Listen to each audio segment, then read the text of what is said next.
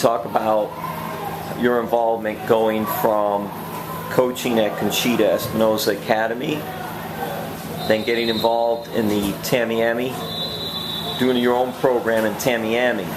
Yes. So just give how you got from there to here. Absolutely. Well, my dream to run a camp all started from a program I did, Camp Winnetou in Massachusetts, and it was an overnight camp. It was 10 weeks long throughout the summer, and it was the experience of my life. There's where I learned, that I have a passion for kids, and that's what I wanted to pursue. So I went on to teach at Conchita Espinosa for about 7 years, and what I love about Conchita is it felt like family. The values I learned from there, the culture, everybody knew everybody, and the kids made me feel like rock star. So going to work every day was pure joy. And after that, I went to Our Lady of Lourdes, and I worked there with Diane Kunkel and Christine Katanak, and they ran an excellent program. They were the top sports program in South Florida, I would say. And after that, I got involved with Tamiami basketball. Tamiami's been around for over 40 years. They're the biggest, most competitive league in South Florida.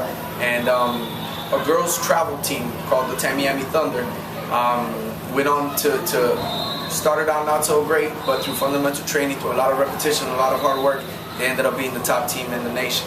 So you came up with the name? That's where we came up with the Thunder concept, yes. So it was a girls' travel team, and based on the fundamental knowledge, based on the basketball IQ, those girls went out there and beat teams that were bigger, faster, stronger. So I kind of tried to capture that essence, and I started a camp, the Thunder Camp, which was the first ever. This is the first ever shirt that we made for that camp. And we started out with about 120 kids, so right away we had a great turnout. And we saw the growth within the kids in such a short period of time. And the feedback from the parents was amazing that we had to expand on the program. So we turned the camp into an academy.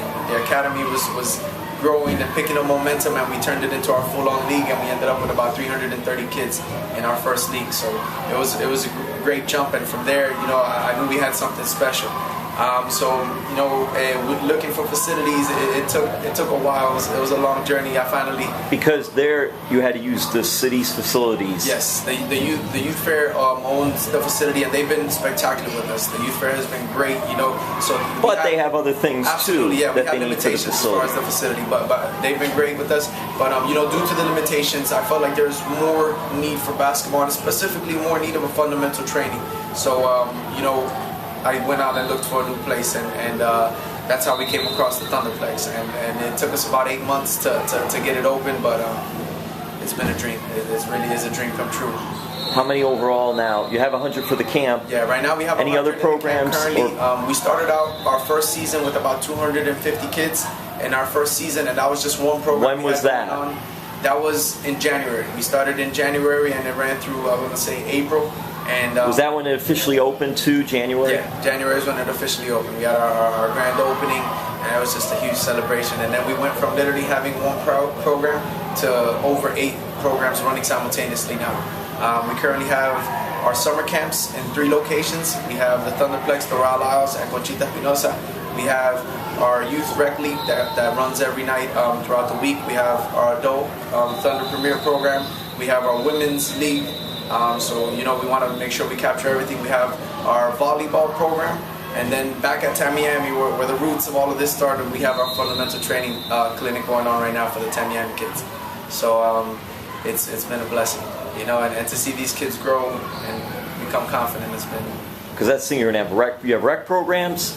You also have travel teams. Our travel teams as well, yes. So you've got the very competitive travel teams that will compete all over the place in these big tournaments. And then you have the rec program, which just plays here, and they play against each other. The teams split up and they do the league. So you have both aspects of it. Yeah, they tie in. What we did was through the recreational league, we're trying to get our stronger players and be able to put together teams to be able to compete, hopefully at the state level and eventually at the national. And usually those are the type of kids that want to go on and play in high school and in college maybe too, and then even the pro if they're that good.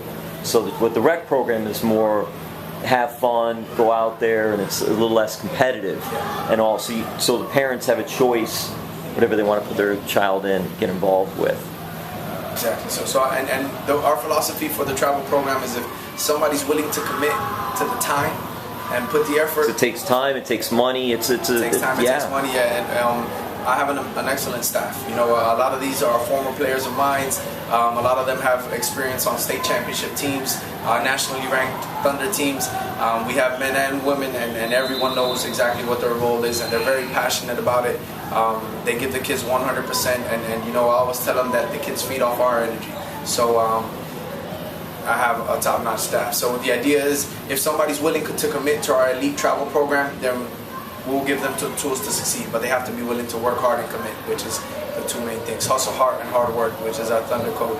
And if they don't, that's okay too, because you have other programs Exactly. for them. We have something for everyone. Very good. Thank you.